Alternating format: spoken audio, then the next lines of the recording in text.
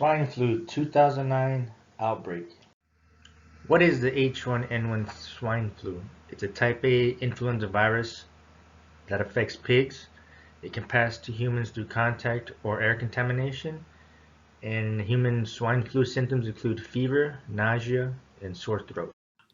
I'm covering the origin of the 2009 swine flu outbreak, and it was started by a strain of H1N1 that was a triple reassortment of bird flu, swine flu, and human flu that occurred in the pigs. And this is due to the fact that pigs carry the receptors that combine to forms of flu that are carried in humans as well as in birds, and that causes more virulent strain.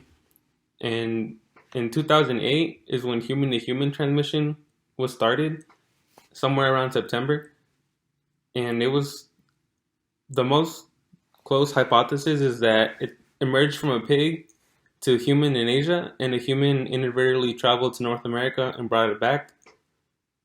But the first case was identified in Veracruz, Mexico, and they thought it was their pig facilities that was causing this outbreak, and they quickly tried shutting everything down. And it was also first isolated by an American and Canadian lab effort from patients that came from Mexico, Southern California, as well as Texas.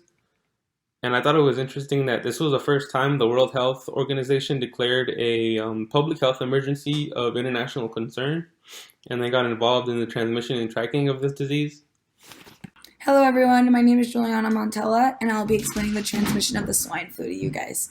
So there are many different strands of the swine flu, which isn't as common among human population. However, there are rare human infections that have occurred and do occur.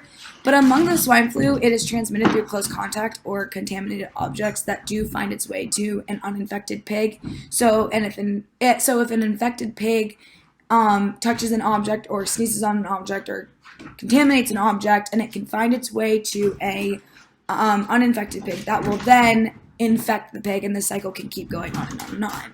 An infected pig can also cough or sneeze that contain droplets of the swine flu. It will carry through the air, which has the potential of being inhaled or can land on your mouth. Like I said, it is mostly close contact that the swine flu will be transmitted. But human-to-human transmission has also occurred through the same method, kind of like a traditional flu, just droplets in the air and they get into your system.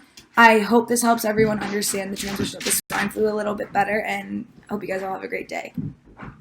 The government response had been keeping an eye on the cases that were coming from Mexico, so they were getting prepared for the pandemic in the United States.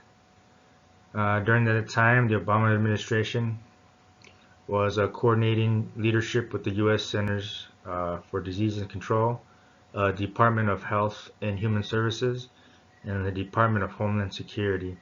And the White House was conveying guidance and strategies based on the best expert advice on how to respond. They had state and local health departments monitoring and responding to cases as they emerged. And here you can see in the year of April 2009, when the pandemic was starting, here are the cases on the top bar graph here. Is just showing the deaths. So it wasn't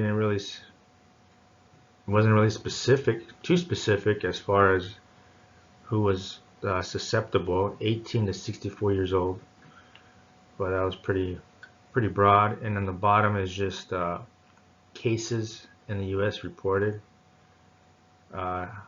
same age group, deaths to cases.